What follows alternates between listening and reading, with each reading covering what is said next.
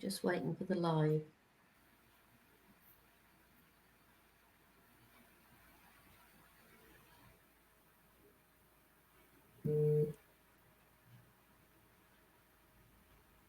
Hello and welcome to Agriculture Live. My name's Rebecca Shields and I'm from Agricultural Recruitment Specialists. Don't go anywhere. You don't want to miss this. It's a great episode. We're going to be looking at the next generation of farm workers and what skills are needed for the future of farming. So you really, really don't want to miss this. If you've got any comments or questions, please post them in the chat and we'll come to them when we can. So it's just starting. Tess, would you like to introduce yourself and where you work? Hi, thanks, Rebecca. Yep, I'm Tess Howe. I'm Head of Partnerships and Policy at the Institute for Agriculture and Horticulture, which we refer to as TIAH. We're a new professional body for the industry, looking to encourage people in, but also supporting the current workforce to improve and thrive. Fantastic. So how did you get into this space as a career? What was your background? So I started off on animal welfare, to be perfectly honest. Grew up on a farm in Yorkshire, went off to university, always loved animals, looked at lots of different careers, but really wanted that sort of practical aspect to it and improving animal welfare as well. So when I left uni, I joined Malton Bacon Factory, as was then, working on their welfare code and through the abattoir. And then I moved on to the Humane Slaughter Association, where lots of practical aspects into improving welfare in the slaughter and transport of animals, before moving into BPEX, which was more about people. And I've been looking at people for the past 15 years and helping them in that respect. Okay, so why are you at TIAH? What is it about this organisation? So to me, I think the farming industry is a brilliant industry to be working in, really proud to be part of it. But I do think that we don't necessarily make the most of one of our most important resources, and that's people. I think there's so much more to be done with the way that we manage staff, the way we recruit them and bring them in and actually help people thrive in the industry. And I think when I was at HDB, we did a lot of management training and watched people go through those programs and see them change themselves and just take on board a few things and recognize what they're capable of. And actually the improvements that then brought to the business is fascinating. And that's the bit that gives me the high in my job as well, watching people thrive. So yeah, really encouraged to be in an organisation that's focused on that. Fantastic. And it's all about the people. We'd be nothing without the people, would we? Yeah, absolutely. So tell us about TIAH. What does TIAH do, just for those that don't know? Yeah, so we're a new organisation set up on the back of the fact that many farmers and growers really struggle with training. They're either unaware of what their gaps are and what to get, or if they do know which training they want, they're not quite sure who's the best person to offer that. And then there's the realities of farming. It's difficult to get off farm. There's not always a lot of profit in the business as well, so paying for training can be a difficult barrier for people. So TIAH has been set up as an online body to help people break down those barriers. So looking at how can we bring training to the individuals while they're still on farm, but also how do we help people identify their gaps and then look for other people that can help them. So we signpost out to training as well. So it's looking at also improving lifelong learning, interaction, but actually getting recognition, as our farmers are professional people, but they don't always have a certificate like other industries do. So they're not always seen like that from a outside perspective. And actually by having the TIAH system, people can record all their activity and they can demonstrate their professionalism as well. Okay, so what types of training is it? So we cover, we're not a training provider per se, but what we have on our platform is a number of essential skills. So health and safety, biosecurity, animal health and welfare. They're there to get people a baseline of information, but then it can be part of a blended learning where they then go to a physical training provider and get a bit more applied learning. But the platform itself has got information across the whole spectrum of growing, the technical, the compliance, and the people management as well. What we've also got on there is sort of recognising that as an industry, HR departments can be a bit of a luxury. So recruitment, retention can be quite difficult, discipline, grievances, all those kind of typical staff management things that are dealt with in bigger companies can be a problem. So we've got a lot of toolkits and signposting to support for that as well. Excellent. So how do you help the individuals? So we have been set up initially to help individuals, and that's really from two perspectives. It's looking at people that are coming into the industry and helping them understand the range of opportunities that are here, the progression opportunities as well. And I guess highlighting it's not just about working on farm. We've got a really big allied trade that is really interested and offers a range of opportunities as well. So showing people what's available in the industry.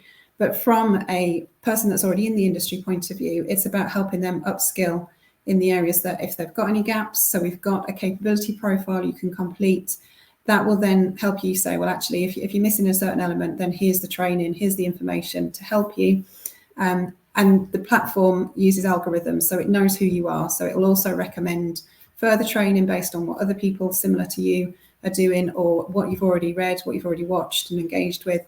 It'll then push you forward. So it's the next step on from those CPD schemes that record all your historical activity and actually saying, right, that's brilliant, but now it's time to look at what's going on as well. So it's really about helping that industry, that person be the best. Okay, so is it just for farmers and growers? At the moment, that's our primary audience. Yeah, what we have found is a lot of the allied trader are logging in as well to have a look, so that they're up to date on aspects that maybe aren't their specialism, but helps them with their clients. Excellent. So let's get into the people bit, Tess, now. We're looking at the future employees of agriculture and related farming. Can you just explain to people that don't know the different generations and what qualifies you within that generation, you know, baby boomers, Gen X, etc.? Yeah, no problem. So probably before we start, it's worth highlighting this is a really generic statement about different generations of people. So sweeping statements, and people will look at that and say, oh yeah, no, I fit into it, but actually, or I don't fit into that. That's not me at all. So it is just generic, but it does really help us with the way people are thinking and working and operating on farms. So what's really interesting now is, as an economy, this is probably the first time we've got 4 different generations working together. I think it's probably one that farming could claim we've been ahead of the curve on that one, because we've had multi-generations for a long time. But really, the baby boomers are those people that are sort of 60 to late 70s. They'd generally be seen as continual learners, and they're constantly looking for stimulation intellectually. They resist the concept of being told they're old, and probably got a bit more tech knowledge than we give them credit for as well. But these are the people that really like that face-to-face interaction. They don't want to be online. They want to actually talk to somebody rather than pick up the phone or send a text. And it's these little differences where we can see the rubs between the different generations and what people preference.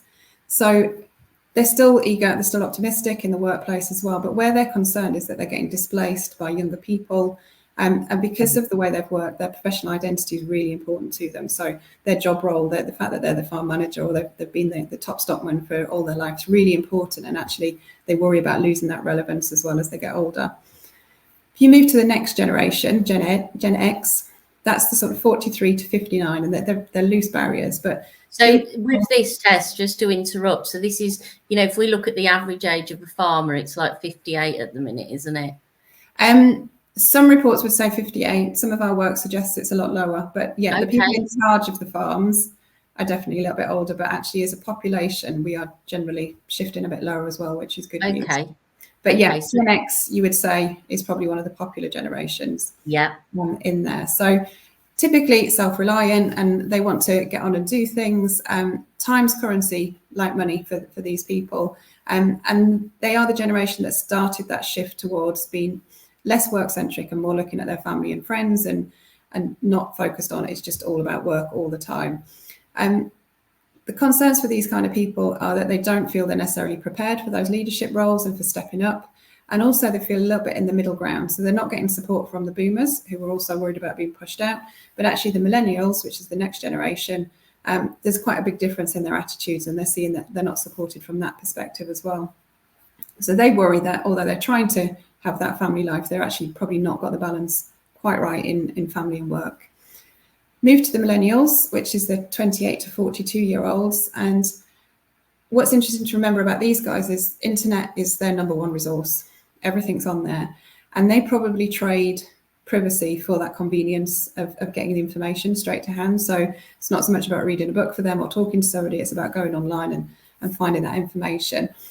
Their attention span is also a lot shorter than previous generations. And I think when you're managing people, that's a really important thing to be aware of.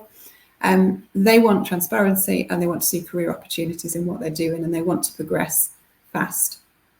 So Concerns for that group is that they are not understood by their older colleagues, and I think we've probably all got scenarios we can relate to that rub between the generations. But they do worry about disapproval, and they worry about not being heard and not being able to express themselves, and that can manifest in lots of different ways, which we'll see in the workplace. So the younger generation, which I think is what you wanted to focus on today, Rebecca, Gen Z. So these are 12 to 27 years old. They've never lived the life without the internet. So that's a bit of a stark reminder for some of us, isn't it? But unlike previous generations, they're learning from what actually happens when you're living on the internet as well. So they are very concerned about privacy, cybersecurity in that case. They're a lot more switched on about what they're actually doing with that internet and usage of it. But where they really shine is they're very value conscious. So they really want to get involved in something that they believe in, very ethical a lot of the time. And they want to get involved properly, and they want their job to work around their values and what they believe in as well. And they are, contrary to what some people would say, hardworking problem solvers. So they've seen things change. They've been in a generation where things are moving very fast. They know how to adapt to that and to move and to work and to make it work for them. So they like really prompt and regular feedback. And I know when you're from that older generation that just got on and done, it's quite difficult to give that constant feedback and feel like they're not just being a bit needy, but that's how they work. They want to improve. They want that feedback. So we need managers to be a lot more communicative than they necessarily have been in the past. They worry about welfare, cyber warfare, environmental harm, and global instability as well. And I think it's worth remembering that this generation don't stay if they're not happy. And that's probably something we'll touch on later. But there's I heard something yesterday about the fact that now people joining the workforce will retrain 10 times in their career. Things are moving so fast and jobs are changing in what they do. And it might be not quite as relevant in the industry, but that's what people are expecting, that they'll be constantly learning and constantly adapting. And they're often described as the most generation in the fact that they're the most diverse, they're the most educated, and they're the sort of most ethical consideration. So all of that is their background as to what they're doing. So that's just a really sweeping statement, Rebecca. It's so interesting, isn't it? Yeah. It really is. So looking at them in terms of considerations, in terms of employment, what are the different considerations for these different generations in terms of, their next job and things like that? So I had a really great analogy yesterday, and I've to blatantly pinch it. If we have houseplants in our house, they're going to have different needs. They're going to want different amounts of watering. They're going to want sunlight. Some are going to want shade. It's exactly the same with people. Yeah. Some people are going to want that constant attention. They're going to want to be out there in the sun. They want people praising them, talking to them, feeding back to them. You're going to have a different generation that wants that shade role. They want to be sort of hiding back and just allowed to get on with it. So it's really about what is that individual. And as I've said, you will get some people that age-wise should be Gen Z, but actually act more like a millennial or vice versa. So don't just take it as sweeping, look at that person. But I think it is, everybody's different. And I think it's very hard if we lack self-awareness to not expect somebody to do what we would do. So I think in the past, we were talking about a pig and poultry fair. When we got jobs, it was, I've got a job, thank you very much, that's great. Whereas now the next generation are, well, yeah, I might take your job if it fits what I need out of a career. And I might stay with you if it's getting me somewhere. So I think we have to turn our expectations around and really understand what's driving that next generation. Can we give them more progression opportunities? Can we give them responsibility? Can we keep feeding them that knowledge and information that they crave? And by doing that, then we're much more likely to keep people. So let's look at that Gen Z, that are future employees. How do we firstly attract them to work for us? So I think values is going to be mentioned a lot through this half hour. Yeah. As an organisation, and I did a lot of resilience work when we were in HDB, if a business has values and objectives, you can see that direction, and then you've got that transparency for that as people coming into the industry. Was an employer, are you offering them? What's in it for me? And most people, when they're interviewing now, are interviewing you, the employer, as much as you are interviewing them, because they want to know, do you stick up with what you're saying you do? And I think you talk values, talk branding. A lot of farmers will say, but that I'm just one-man band, that's not relevant to me. But actually, it doesn't have to be that corporate. And when you look at the businesses that are doing this kind of thing, where they say, right, these are our values, this is where we want to be, we want to be fully regenerative farming, or we want to do X, Y, and Z. If you're living those values, then people are going to be a lot more attracted to you. And if you've got that good reputation as an employer, I think it's really important to have that. And I think as an industry, when training is so difficult to come by, we often say, well, I don't want to train them because they're going to move on. Well, this generation are moving. There's nothing we can do to keep them.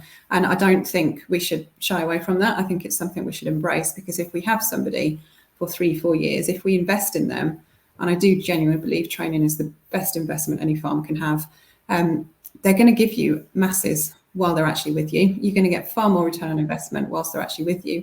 And when they do leave, they're talking about you in a very positive light. And they're saying, it was a great place, it got me to where I want, but my next step is away from this business. And I think that then comes around in circles. And the research we did a couple of years ago shows word of mouth recruitment is still huge. And actually having people talk about you in a positive light and being that employer of choice is what will attract people.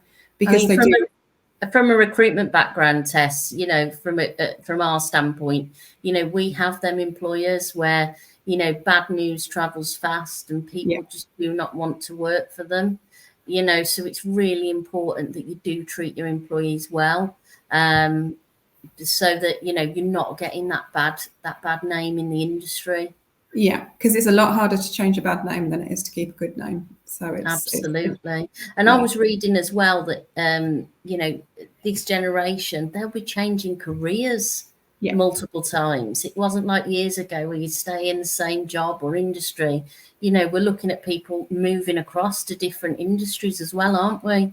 Absolutely. And I think that the skill set, I don't think it's hard to imagine farms of the future employing a number of different people for very specific jobs. And like you say, they'll be crossing, they'll be working in a completely different industry on a Monday, and then they'll be on the farm on a Tuesday and back again to a different industry.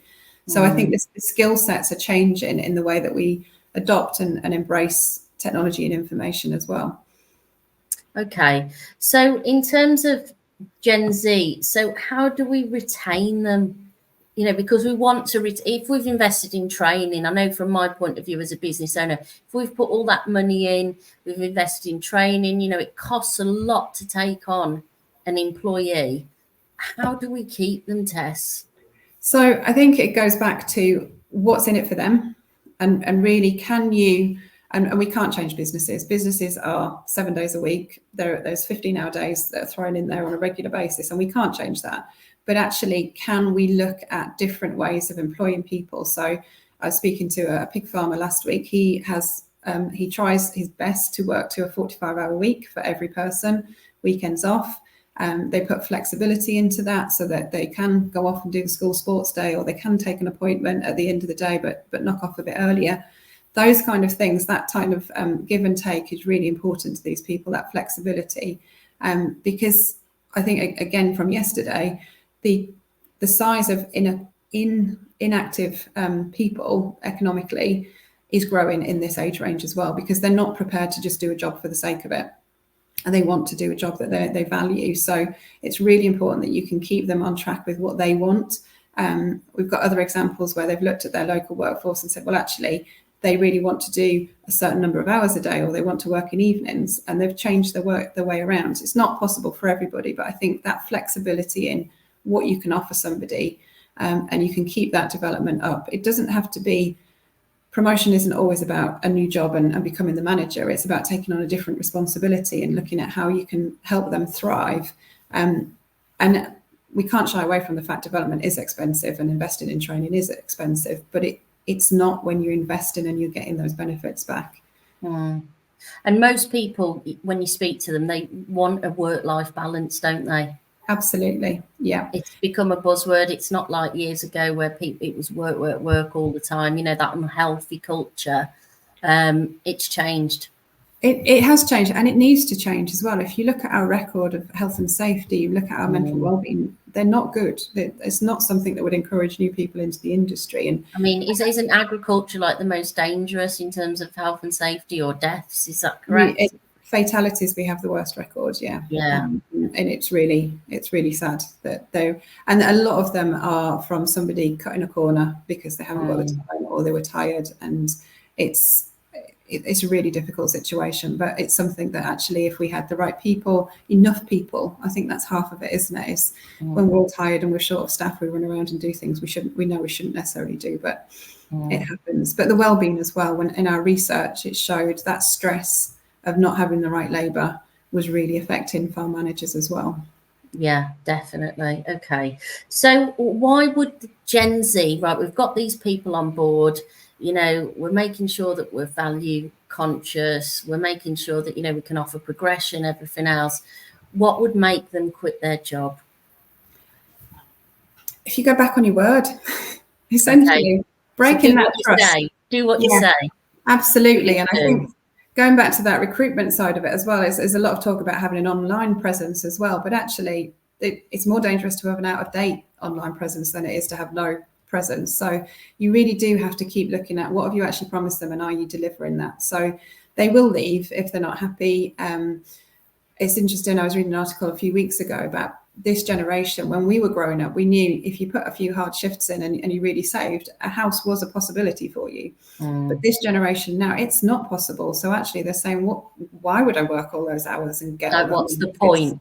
What is the point of me doing that? So if you break your word, if you're not keeping up, if they're not seeing that their values are being delivered through that job, you're not giving them that feedback and you're not looking after them as individuals, then they are going to say bye. So what does all of this mean for the employer, Tess? I think it means about being more of a people manager. I think we've all got, you've mentioned those bad examples, but there is hundreds of good examples as well, where actually it's a particular person in a business that's made a difference and they're thriving through no other reason than the fact that they're blooming good stock managers, people managers, and they invest in that. They've got that self-awareness to know what they're good at and what they're not so good at. They've got that open mind as well. So I think for an employer, it's really about being open and not having that expectation, just because I did it, I expect everyone else to do it, because times are changing and we need to adapt and evolve with that. And you've got to look at people as individuals, haven't you? If Absolutely. Nothing's black or white, is it? No. You know, other people have different motivations, you know, different values and so on. And different priorities, and they shift as well. Yeah. We've all seen that. So, I mean, there's quite a strong evidence for people involved in training until they get to their early 30s. They drop off and then they come back in sort of mid-late 40s, literally because life gets in the way, because you've got so much else going on outside of your job. And with all the best will in the world, there's a lot going on. So when people have got young families, they've got different priorities, haven't they? Yeah, absolutely. They don't want to be away from home as much. There's all of them things to consider. I get that. Yeah. Okay, so looking at this then, so what would you say are the skills that are needed for the future of farming and agriculture? So two sides to this. So when we did the research that I talked about earlier, then we asked farmers and growers what they were, and it came across as much technical skills, support around compliance, so biosecurity, environment, etc., animal health and welfare, all of those really technical things. And then it came into sort of digital skills and adoption of robotics. And I think what was really important is, though, that they are really real, but actually we're not going to make the most of those if we don't look at our soft skills, and in particularly the meta skills, which are more about adopting, that sort of fostering that environment of constantly learning and changing. So for me, I think future skills are based around adaptability. Okay. If you've got that adaptability, you sort of need three elements to that: the self-awareness, to know what you're good at, what you're not good at. And people that are very self-aware are much better at making decisions, they're much better management, and they take people with them. What's really interesting is that when you do research on self-awareness, 90% of people say they have it. 15% actually do, which is a circle, isn't it? So knowing yourself, accepting what's real. We're faced with so many different things, aren't we, that we have no control over. So actually accept reality and be more empathetic, because that's how people are moving towards now. They want their employer to care about them. Creativity is going to be really important. We've got so much innovation coming down the pipeline and research, but how does that actually bridge the gap and become commonplace in the industry? So people are going to have to think differently. And it's not just about developing ideas, it's actually just exploring new ways. And that's where the next generation come in with their problem solving skills, is that they can really look at things in a different way, and do that kind of different thinking. And finally, resilience. I think that the industry has it in masses because we face so many problems and so many different attacks and from different places as well. But I think if you can overcome those failures when mistakes have happened, and it's letting people make mistakes is the really important part as well. A mistake is a learning opportunity, isn't it? And if you can do things better, obviously, often you do things and then it goes wrong and you do something differently, it's actually a lot better in the long run. So I think it's really about that, helping people experiment and overcoming failure and moving on. I was reading something the other day about how change is happening quicker and quicker and quicker. Yeah. So that adaptability is so important, isn't it? Yeah, and they were saying as well at the conference yesterday that if you've got those different generations, if you use AI as an example, you might have the baby boomers that are really resisting it because they just don't trust it and they're not confident in it. But you've actually got the Gen Z going, right, actually, how do we make this work? Because there's something we can do with this. So rather than sort of dismissing, and change brings chaos, doesn't it? And again, that brings a lot of uncertainty. But rather than just saying, well, that's not what I know, I'm not going to do it, use those younger people to embrace it and look at how it can work for you as well. Because the only way, to be successful is to continually evolve, isn't it? Absolutely. Use people around you, learn from others, and so on. So what does all of this is a big question. What does all of this, Tess, mean for the future of recruitment? I think it means we just need to do things differently. Okay. And I think constantly evolving and adapting. The needs of the industry change, don't they? The consumer demands change, the environmental demands are all changing constantly. So how do we actually keep ahead of the curve, and what are we looking at? But for me, it's about being a little bit more structured in your recruitment. One thing that goes for your recruiting, you've generally got someone that's just left. So actually, what do they think about the business, and use that to your advantage? But I also think it means that structure's there. Actually, what is my business looking at? Where do I want my business to be, and how do I share that information? But also, and I still think it's quite a shame, we don't see much job roles and descriptions. So people move on and they go and get, so Tom's left. Tom was brilliant, but he's moved on. So we'd look for another Tom. But actually, the business has moved on at the same time, and now we need a John or a Debbie. And so it's actually, how do we bring that in and use that as an opportunity to start looking at the skills? And then if you've got somebody coming and asking you, well, what's in it for me? Then you've got all of that information that you can share with them, and they'll see you as much more proactive. Okay. And so a major issue that we come up against all the time, something that I'm passionate about, is attracting new entrants to the industry. We need these people. How, in your opinion, Tess, do we do this? I think it's a multifaceted approach. There's not one shot wonder to do that. Otherwise, we'd have already done it, wouldn't we? So I think when you look at, we did some careers research when we started as well, and there was probably 3 key points from that.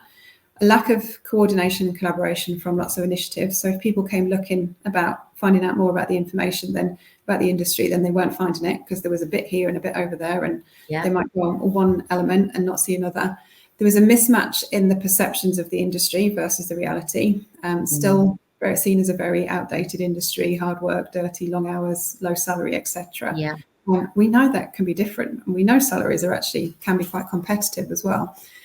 One of the big things that we're working on as well, there was a mismatch in the language versus that we use versus the aspirations of the next generation. So we would say, do you want a job in agriculture or farming? And they'd say, no, I want to be involved in the environment, and I want to work for a sustainable company, and I want to produce nutritious food. It's like, well, that's farming, but we're not selling it to match their aspirations. So we need a consistency of message about what's going on and how we actually support the industry. If you look at the curriculum, it's often quite negative if it's used. Excuse me. So how do we influence that? And there's great programs going on with that work as well. But it's about showing that opportunity. So the work that TIAH is doing is accepting that there's great people out there educating children and careers seekers, but actually nobody's working on those careers influencers. And I think we all know of somebody that's gone and said, I'm really excited about a career in farming, and their careers advisor said, don't be stupid, you're you're far too clever for that industry. They haven't got any qualifications. There's no progression. We need to change that. So we're working on the influencers to make sure that their perceptions are up to date. And it is about that evolving. Inclusion and diversity, I think, is a really big thing that we're seeing. The careers research showed that we're seen as quite a cliquey industry, and if you're not a farmer, I can't get into it. Again, not true, but actually, how do we make sure that that is seen? And again, how do we show a safe industry to be working in as well? Because actually, would you be sending your child to an industry that's got that bad record? So I think there's lots of things we can do to improve our own perception, but actually that perception reality really needs balancing out. But it's the education, isn't it? Influencers, etc. They're so important, because I know for myself, Tess, I'm not from a farming background, but if anyone said to me, oh, you know, do you want to go and work in agriculture? I just think, well, I'm not going to go and work on a farm. But there's so much else, you know, there's business advisors, there's all sorts, like what you guys do, you know, your organization, you know, it's huge as an industry, but we all pigeonhole it into working on a farm, and that isn't the way it is. I mean, I tell people that I do agricultural recruitment. They go, oh, so you recruit farmers? Yeah, occasionally, but we do a lot more than that. Yeah, so definitely. It is about that, getting the knowledge and the education out there, that there's so many different facets to our industry, and different types of roles. You can work in an office, you can work outdoors, you know, you can do a mix of that. I genuinely don't think there's a profession that doesn't have a place in our industry at some point in the supply chain. And I think that is really misunderstood. So yeah, it's really important to get that. And it's a really exciting time. You know, we're big on sustainability. That word is being used everywhere. We've got so much, you know, exciting agri-tech coming through for people that want to get involved in new technologies and things like that. So it's a great time. We need to be jumping on this and getting these people involved. We definitely do, yeah, definitely. Absolutely. So a question that I always ask all of my guests is, what do you think are the biggest issues for agriculture going forward? So I'm not going to pull any surprises here. I'm going to go with people. I think is a biggest issue. And I think if we haven't got the capability and capacity in our workforce, that's a massive limiting factor, and it is holding us back already.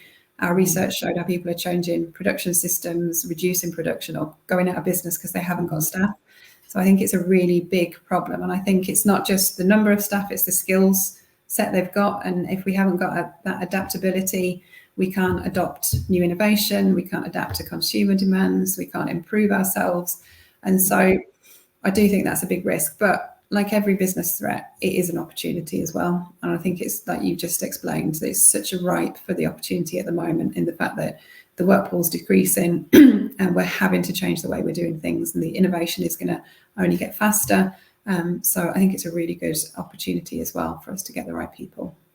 Make hay while the sun shines, Tess. Exactly. If the sun is ever shining.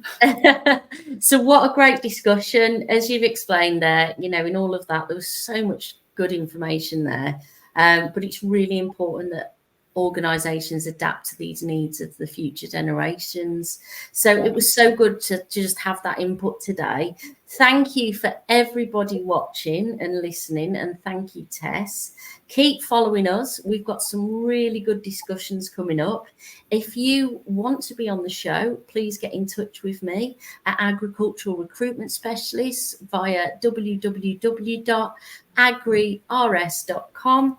And if you would like to hear more on any new of these issues and topics that we've got, please follow us on the various channels. So we've got Spotify, YouTube, Apple Podcasts. Just look up Agriculture Live. So thank you so much for joining us today. Over to you, Tess. Thanks very much, Rebecca. I don't think there's much to say apart from what we've covered. There's obviously a lot more to go into. So if anyone wants to get in touch, please do, and we'll see how we can help you. Thanks, Tess. Rebecca. Goodbye. Bye.